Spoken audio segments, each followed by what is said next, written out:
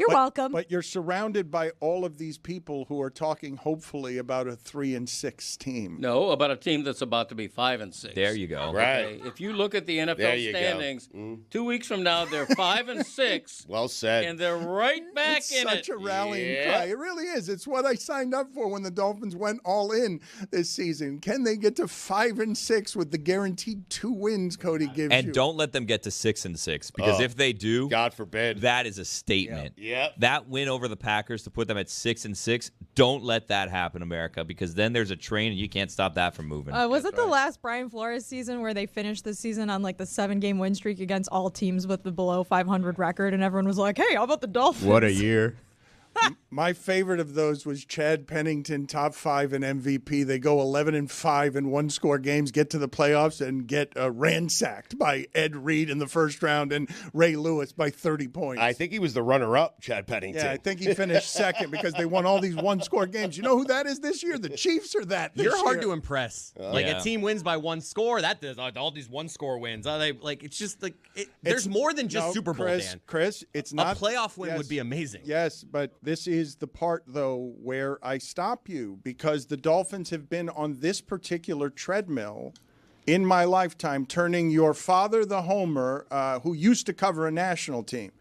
They became a regional team because of all of the 20 years of that. Oh, if we get there, we'll get a game, and then we'll go through Wanstead and Jimmy Johnson and run them out of town. And the 20 years after that, if we get a game in the playoffs, it'll mean something. And no team in the sport that puts into its rules equality where all the games are close, no team in the sport has done less playoff winning the last 20-something years than the Miami Dolphins. I've seen in my lifetime over the last 20 years, I've seen the Bills go from no playoff appearances in 17 years to now they're dominant. I've seen the Lions go from international laughingstock to now they're dominant. And you're still arguing with me 20 years after I had to endure 7 years of arguing about Tannehill. You're still saying, hey, 3-6 and hope. And I'm like, bleep out of here. The Jets are still the Jets, though. I mean, I don't understand. When we argue you need a ring to be successful, like we're bad, but the Dolphins need a ring to impress you. No, they need to Rings not be are nothing with 3-6 with him guaranteeing that they'll get to 5-6. Don't and let that's them get what to I'm 6 supposed and to 6. celebrate. just view it as they're already 5-6. Try it that way. Still a losing record. 1-0 in the last one. In the hunt. I mean, Guys, Dan's being very reasonable about this take. Nah. Okay. I see what you're doing, though, Dan. What happened to Yes and there, nah? What happened? Yeah. Why couldn't Brian Flores just get on that boat? Just illegally meet and tamper with Tom Brady. Everything would have been different. I think what Dan's doing is he recognizes that everybody wants to see him unhappy and to see him be wrong. And so he's basically getting the rest of the country onto the Dolphins, having them cheer with us. Don't let them get to 6-6. The rest of the country will be looking at you, Dan. Statement. Correct. Fans have to play the cards they're dealt. Yeah. Okay. Dolphin fans right now have been dealt a bad hand with Tua's 4-game injury with a 3-6 record. It's a bad head more than a bad hand. Okay, but the hand they're dealt right now is that we have 2 very, very, very winnable games. We're going to be 5-6, and then talk to me. Okay. That's the Don't hand. let them get to 6-6. And if the local media continues to say, hey, how about 5-6, then the front office will continue to have no pressure on them that's to deliver absolutely something not better. True.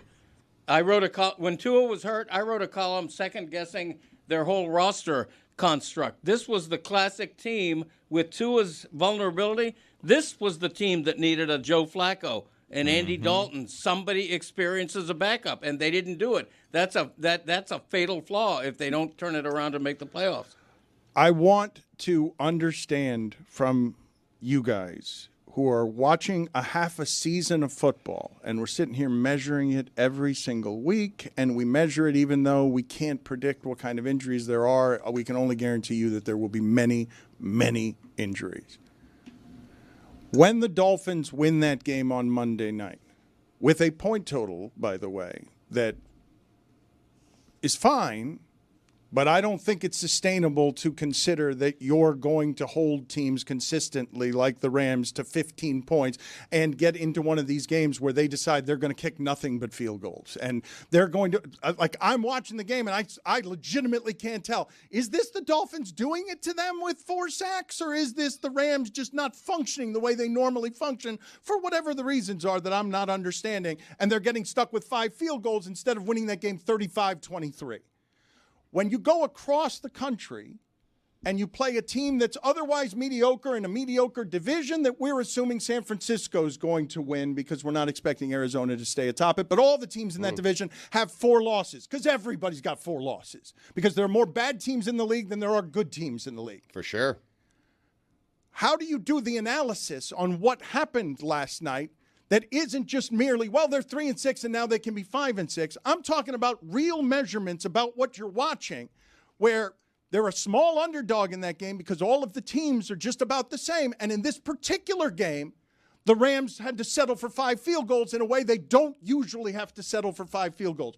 Is it something that I'm just obligated to give the Dolphins credit for that? Or can I look at the Rams and be like, well, that's not normal for them? I think most people don't expect their team to be fully formed or be ready to roll until playoff time. So you could argue that the Dolphins, without their quarterback for a little while, with some injuries they have to work through, figuring out which weapons are the best weapons, Jonnu Smith probably most reliable one. So you're saying to yourself, okay, just stay in the hunt while we figure this out. By week 16, 17, maybe this is the 70-point offense again. Maybe not, but it might be something better that gives you some hope. I'm just trying to let Dan know how to be a fan a little bit and not rule out your team for the rest of the season. This is what fans do. I guarantee you Rams fans were doing the same thing last night. Their team looked dreadful. That offense looked dreadful, but they're looking at their schedule and trying to figure out what's the path for us to get to the playoffs. Dan, the Jets have never looked worse.